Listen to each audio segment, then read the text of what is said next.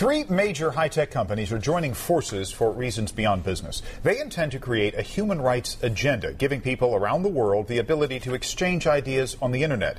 It sounds noble, but as ABC7's David Louis reports, there are some daunting obstacles. We take blogging for granted, and bloggers showed up for this gathering of journalists and human rights advocates to chart a course to win freedom of expression globally. However, it's a difficult challenge. There is no freedom of expression in Ethiopia. No freedom of expression, says Abebe Gelau. He's an Ethiopian exile who runs a news site from London, relying on a network of more than 100 sources in Ethiopia. Sources very much at risk. Anyone who criticizes the government is at risk, not just journalists. Any private individual who criticizes the government can be jailed without trial, without any valid ground. China has been criticized for blocking anti-government websites. However, it has adopted a new strategy.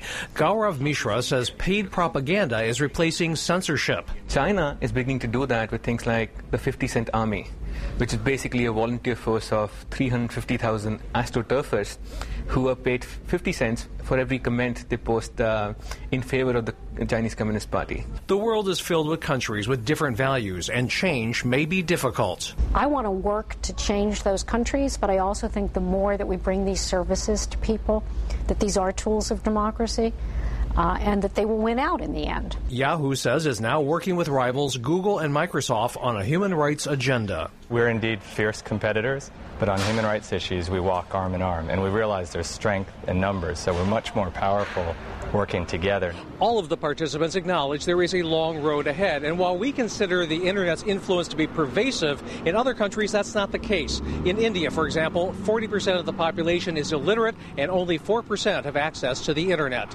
In Sunnyvale, David Louis, ABC7 Moneyscope.